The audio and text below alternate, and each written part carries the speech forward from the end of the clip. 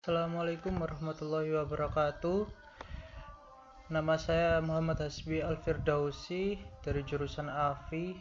Nomor NIM saya E91219087.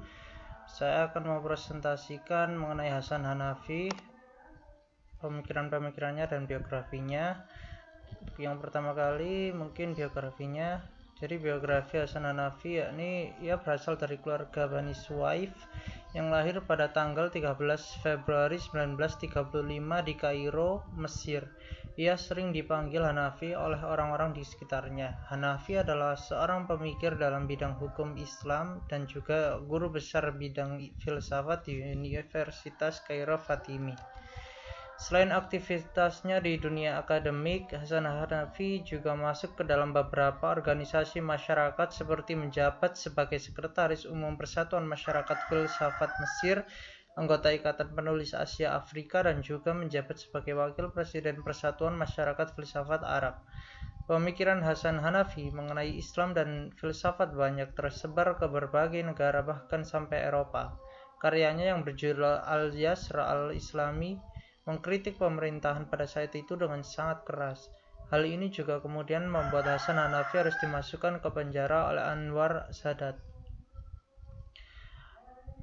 Mengenai pemikirannya, yaitu hermeneutika kebebasan Hasan Hanafi. Hasan Hanafi melengkapi pemikiran hermeneutiknya dengan melibatkan fenomenologi Husserl. Sejalan dengan pemikiran Husserl, Hasan Hanafi mengatakan bahwa hermeneutika Al-Quran merupakan ilmu yang rigoros yang dapat dilacak formulasi awalnya melalui hermeneutika aksiomatik.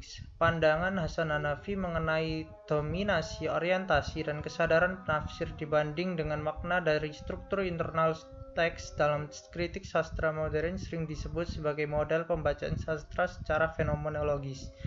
Hasil pemikiran Hasan Hanafi inilah yang kemudian mempengaruhi para penafsir Al-Quran untuk membangun hermeneutika pembebasan yang sesuai dengan realitas kehidupan masyarakat.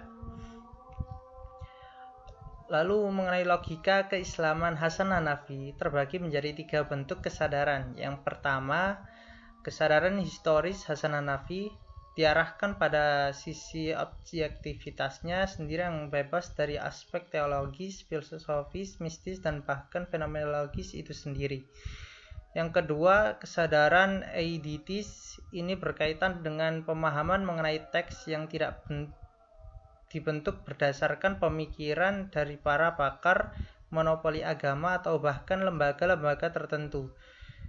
Pemahaman mengenai teks dilakukan dengan menggunakan aturan bahasa dan alur sejarah kemunculan teks tersebut. Yang ketiga, pada kesadaran praksis, kebenaran teoritis tidak dapat diperoleh melalui argumentasi tertentu. Kebenaran teoritis hanya akan bisa didapatkan dengan menggunakan kemampuan dirinya sendiri untuk memotivasi manusia supaya tindakan mereka bisa mewujudkan kemajuan dan kesempurnaan dunia. Mengenai turas dan tajdid serta penyatuan Islam, turas itu bisa dikatakan sebagai tradisi dan tajdid pembaharuan. Menurut Hasan Hanafi, tradisi pemikiran Islam itu cenderung membela Tuhan tanpa membela kemanusiaan. Paradigma yang muncul sebagai gagasan sikap terhadap tradisi lama, sikap kita terhadap tradisi barat, dan sikap kita terhadap realitas, maka yang harus diawali gagasan mengenai konsep Islam itu sendiri. Lalu mengenai kiri Islam dan oksidentalisme, yaitu misi dari KI sendiri, kiri Islam salah satunya adalah membangun sistem politik nasional yang independen dan mempererat persahabatan dengan bangsa-bangsa Asia dan Afrika, yakni bangsa-bangsa Islam. Selain itu, juga mendukung gerakan revolusioner kaum yang terjajah dan tertindas dengan alasan Islam hadir untuk mereka. Bagi Hanafi, imperialisme kultural merupakan budaya paling serius bagi dunia Islam. Barat ingin melemahkan kultur bangsa-bangsa Islam lalu membelenggu kemampuan kreatif mereka dan memasukkan kebudayaan mereka ke dalam museum kebudayaan sehingga mereka dapat didominasi dengan mudah. Dari sinilah oksidentalisme muncul dengan latar belakang keprihatinan Hanafi atas dunia Islam selama ini yang dilihatnya rapuh akan tradisi klasik Islam di dunia Islam. Ya, terima kasih. Mungkin sebatas itu saja. Wassalamualaikum warahmatullahi wabarakatuh.